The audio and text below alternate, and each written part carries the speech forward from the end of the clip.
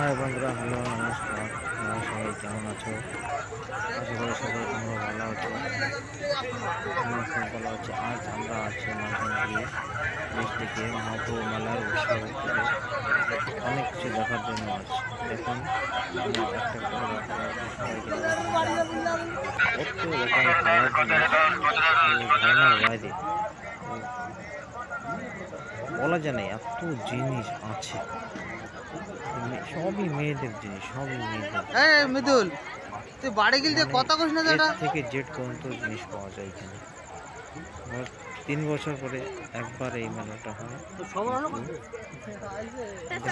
আমাদের বাচ্চাদের জন্য চকলেট নিতে আসে। 3 বছর পরে পরে একবারই আসে এই ঠাকুরজন। কিন্তু এই ঠাকুরকে যখন আনা হয়, এটা আদিবাসীদের উৎসব, কিন্তু এটাকে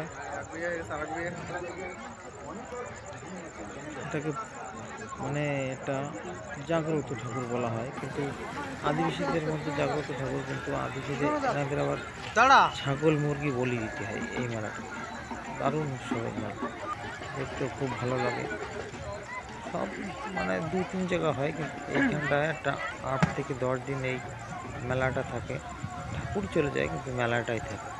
ঠাকুর যে জায়গাতে আনা হয়, কিন্তু এইখানে যখন আসে ঠাকুর আপে চলে যায়, কোথায় যায় কেউ বলতে পারে না। দেখুন কত রকম সব মেয়েদের চুড়ি, কানেরটা, গলার হার, নেকলেস। এখানে আছে চেয়ার, এখানে দেখুন কি চুড়ি বিক্রি আছে, কোনো এত কিছু বলা যায় না। সবই মেয়েদের জিনিস, ছেলেদের জিনিস খুব কমই পাওয়া যায়। তবুও কী করা যাবে, মানে মেয়েদের জিনিস মেয়েদের সাথে জন্য তো নিতে হবে না, কিছু করার নেই গো।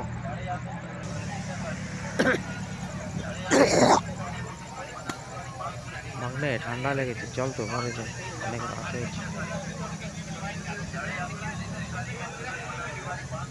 দেখো কত